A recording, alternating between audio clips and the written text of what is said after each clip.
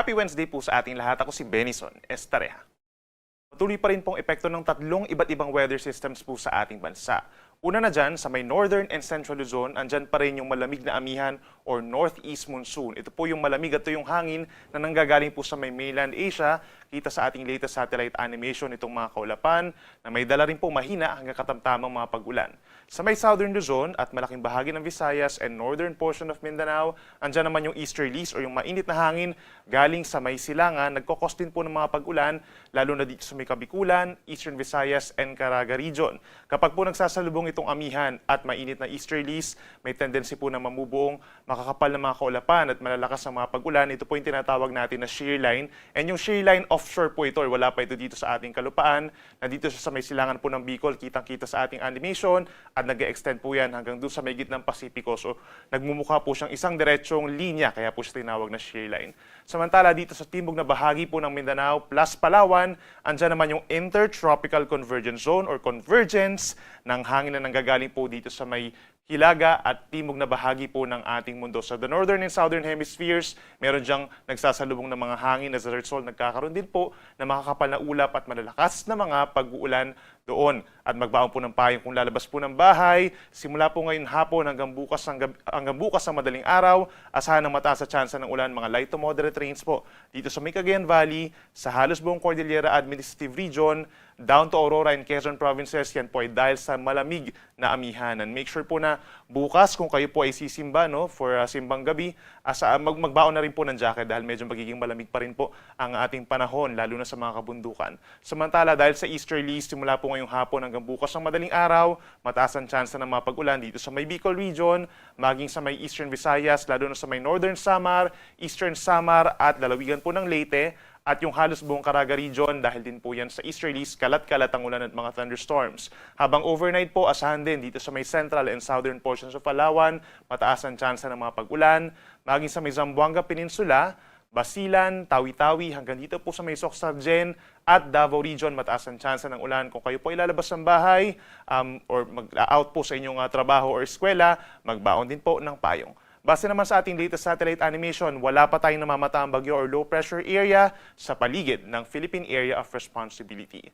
However, within the next 6 days or hanggang sa araw po ng Tuesday, meron tayong possibility na may mabubuong low pressure area along the ITCC dito po sa may silangan po ng Mindanao. So maaaring by weekend, mabuo po ito dito sa may silangan po ng Davao region at magpapaulan na somewhere dito sa may Caraga and Davao region. At yung nakikita natin projection of this possible disturbance, kikilos po ito ng pahilagang kanluran at aakyat, maapektuhan din po ilang bahagi ng Caraga region plus Eastern Visayas. Maliit pa naman yung tsansa na itong weather disturbance ay magiging isang ganap na bagyo or tropical depression. Kaya lagi po magantabay sa ating mga updates, possible na hindi ito mabuo or possible na mabuo bilang isang tropical depression. Nonetheless, magiging maulan po, inuulit natin, over this weekend hanggang early next week dito sa may eastern portions of Visayas, Caraga region, Davao region at yung mga nearby areas pa sa may Visayas and Mindanao. Para naman sa lagay ng ating panahon bukas, araw po ng Huwebes, for Northern and Central Luzon, patuloy ang ipag-ihip po ng malamig na northeast monsoon. Asahan pa rin yung mga light to moderate rains over Cagayan Valley, maging dito rin po sa mga probinsya ng Apayao, Kalinga, Mountain Province, and Ifugao, down to Aurora and northern portion of Quezon. At minsan lumalakas po yung mga pag-ulan talaga kapag mga nasa kabundukan dahil dun sa enhanced orographic lifting or pag-angat po ng ating mga hangin na nagfo-form po ng mas makakapal na mga clouds. Dito naman sa natitirang bahagi ng Cordillera region sa may Abra, Benguet, malaking bahagi ng Ilocos region, rest of Central Luzon, asahan yung epekto pa rin ng northeast monsoon, partly cloudy to cloudy skies, kagaya po ngayong araw, at sasamahan pa rin yan ng mga pulo-pulo at may hina lamang na pag-ulan or pag-ambon. Habang dito naman sa may southern Luzon, kabilang po ang Metro Manila, mayroong mataas sa tsansa ng ulan kung dito sa natitirang bahagi ng Quezon, maging sa Kabikulan yan po ay dahil sa easterlies o yung mainit na hangin galing sa may silangan at mag-iingat din po sa banta ng mga pagbaha at pagguho ng lupa kung magpapatuloy ang mga pag-uulan. Habang ang Metro Manila, natitirang bahagi po ng Calabarzon at halos buong Mimaropa, partly cloudy to cloudy skies pa rin at mararanasan po natin yung mga pulo-pulo lamang ng mga pag-ulan or mga localized thunderstorms. So siguruhin pa rin po na magbabaon po kayo ng payong. For Metro Manila bukas, medyo mainit sa tanghali, 24 to 31 degrees Celsius. Dito naman sa may Baguio, presko pa rin po bukas at sa mga nearby areas or nearby provinces pa, 15 to 24 degrees dito sa may Cordillera region. Malamig din po sa may Tugigaraw between 22 to 27 degrees. Ganyan din sa may Tagaytay hanggang 28 degrees Celsius at maging sa Legazpi, 24 to 28 degrees Celsius. Sa ating mga kababayan po dito sa Palawan, lalo na sa may central and southern portions, asahan ng mataas sa tsansa ng ulan. Yan po ay dahil sa intertropical convergence zone. Kalat-kalat yung mga light to moderate rains, magbaon po ng payong kung lalabas ng bahay. Dito naman sa may Visayas, yung eastern portions, affected po ng easterlies.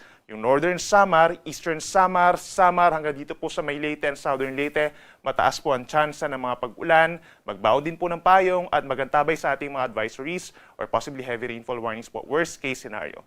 Habang natitirang bahagi po ng Visayas, partly cloudy to cloudy skies pa rin. Sa umaga, mayroong mga ilang lugar dito sa may Panay Island na magkakaroon lamang ng mga isolated na ulan at patuloy din ang mga localized thunderstorms sa tanghali hanggang sa gabi.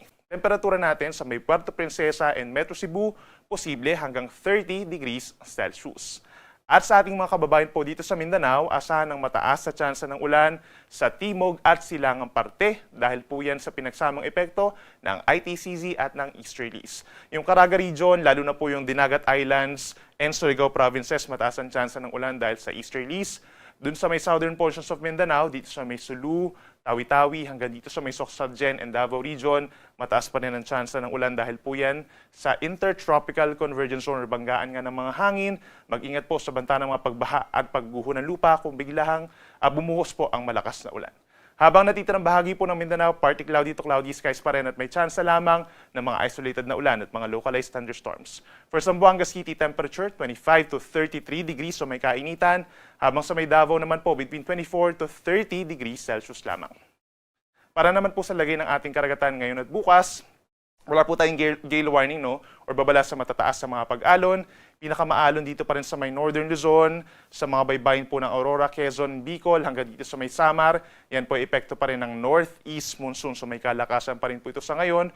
Posible hanggang 2.5 to 3.5 meters po ang taas ng mga pag-alon. Delikado po ito for small sea vessels. So pinapayuhan natin na mag-ingat po sila or as much as possible, wag munang pumalaot lalo na kung malalakas ang hangin at malakas ang ulan. Habang dito sa may Visayas and Mindanao, asahan naman yung banayad ng kakatamtaman taas sa mga pag-alon. Kalahati hanggang 1 metrong taas ang mga pag-alon po doon. Ngayon hanggang bukas and possible din na umabot sa 2.5 metro kapag meron tayong mga thunderstorms. At para naman po sa lagay ng ating panahon pa sa mga susunod na araw, Friday hanggang Sunday, asahan pa rin po ang pag-iral ng malamig na northeast monsoon sa may northern and central Luzon na bagyang hihina dito sa may northern Luzon pagsapit early next week. At dito naman sa bandang ibaba, sa may Silangang parte sa Eastern Visayas, Bicol region, Caraga region, Davao region, may effect pa rin po ng easterlies at intertropical convergence zone. So dito sa Metro Manila, for the next 3 days, Friday hanggang Sunday, partly cloudy to cloudy skies pa rin. Ngayon din yung mga nearby areas sa may Central Luzon and Calabarzon. Dito sa may Northern Luzon, pinakamaulan pa rin sa may Cagayan Valley and Cordillera Administrative Region except dito sa may Benguet and Abra. Yan po ay dahil sa northeast monsoon or amihan, light to moderate rains. Habang dito pa rin sa may Aurora, Quezon and Bicol region, sa may eastern sections, yung easterlies pa rin po, nagdadala ng kalat-kalat na ulan and thunderstorms doon. Sa ating mga kababayan po dito sa Visayas, pinakang uulanin po dahil pa rin sa easterlies, yung eastern portions, pagsapit po yan ng Friday and Sunday. Pero pagsapit ng Sabado, halos buong Visayas po magkakaroon ng mga pag-ulan, kalat-kalat na ulan at mga thunderstorms po na minsan malalakas, kaya't mag-ingat sa banta ng baha at landslides. Yan po ay dahil dun sa pag-angat ng bahagya ng intertropical convergence zone dito sa may southern Visayas and then other portions of Visayas affected din po ng easterlies. Habang dito naman sa ating mga kababayan po sa Mindanao, pinakamataas pa rin ang chance ng ulan dito sa may Caraga region and Davao region dahil sa pinagsamang epekto nga po ng ITCZ and easterlies. Worst case scenario, may mabubuong low pressure area throughout the weekend, kaya mag-ingat po sa banta ng baha at landslides. Habang natitirang bahagi po ng Visayas and Mindanao, partly cloudy to cloudy at may chance lamang po ng mga isolated rain showers or thunderstorms.